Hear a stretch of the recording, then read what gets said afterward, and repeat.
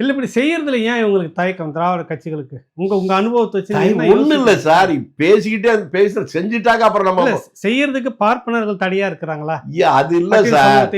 இல்ல ஒரு இந்து அறநிலையத்துறையை போடுறதுக்கு இல்ல வேற எதனா முக்கிய இது கொடுக்கறதுக்கு இப்படி என்ன செய்துட்டோம்னா யாருன்னா பார்ப்பனர்கள் தடையா இருந்து பார்ப்பனர்கள் இல்ல. நீங்க ஒண்ணு என்ன தப்பு பண்றோம்னா, இந்து மதவாதிகள் என்பது பார்ப்பனர்கள் எத்தனை சதவீதம் சொல்லுங்க? ஒரு 2% 3% இருப்பாங்களா? அவர்கள் எப்படி 95% அடக்க முடியும்? அவர்களை விட பெரிய இந்த சனாதனவாதிகளாக பார்ப்பனர் அல்லாத இந்துக்கள் இருக்கிறாங்கிறத நம்ம மறந்துட்டு பேசக்கூடாது. உண்மை அதுதான். இப்ப எங்க கிராமம் இருக்கு, எங்க ஊர்ல பிராமணனே ஒருத்தன் கூட இல்லையே. எங்க ஊர்ல சொல்றேன். ஆனா அங்க இது இருந்துச்சு, அதுக்கு நம்ம எந்த பேர் வைக்கிறது? பல ஊர்ல பிராமணர்கள் இருந்திருக்க மாட்டான். 75 வருஷமா ஏன் நடக்கல? இவங்க ஏன் நடத்த முடியல இந்த கட்சி? ஏன் அப்படி ஒரு போலித்தனமா இருக்கிறாங்க? உங்கள்கிட்ட இதை கேட்டாதான் நீங்க இதை நிறுத்துவீங்க. உங்க ஊர் பக்கத்துல தான் திண்டிவனம் இருக்கு. ஆமாங்க. திண்டிவனுக்கு பக்கத்துல ஒரு ஊர்ல இப்போ ஒரு பிரச்சனை இருக்கா? மேல் பாதி ஆமாங்க இருக்கா? இருக்கு. இந்த ஆட்சி தானே இருக்கு. இவங்க தான் புரட்சிக்காரங்கல்ல. முதல் மந்திரி நாளைக்கு அங்க போய் நேரா அவங்கள கூப்பிட்டு உள்ள போக சொல்லுங்க. ஏன் போகல? யார் தடுக்கிறா?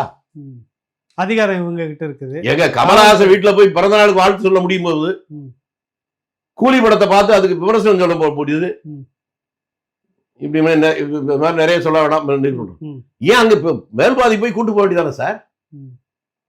அதுக்கு சொல்றேன். அப்படி போனா அது கூட நான் போனாக்க நானும் அவரு கூட வரதுக்கு தயார்.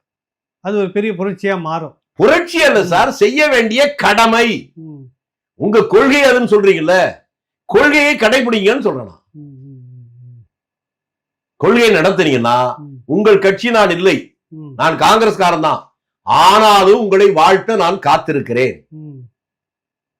அப்ப 20 ஆண்டு கால காங்கிரஸ் ஆட்சி, 75 கால திராவிட கட்சிகளுடைய ஆட்சி ரெண்டையும் ஒப்பிடும்போது இந்த விஷயங்கள் எல்லாம் தெரிய வருது. கரெக்டுங்களா? ஆமா. அதாவது சித்தாந்த அடிப்படையில் இந்த 20 ஆண்டு கால காமராஜருடைய ஆட்சி பல விஷயங்களை சாதிச்சிருக்குது. 75 ஆண்டு காலத்தில் இது வரைக்கும் ஒரு சபாநாயகர் இவங்களால போட முடியல. அதிமுக போட்டிருக்குது, அதை விடுங்க. அது நேரடி வாரிசுன்னு சொல்றது திமுக போடலை.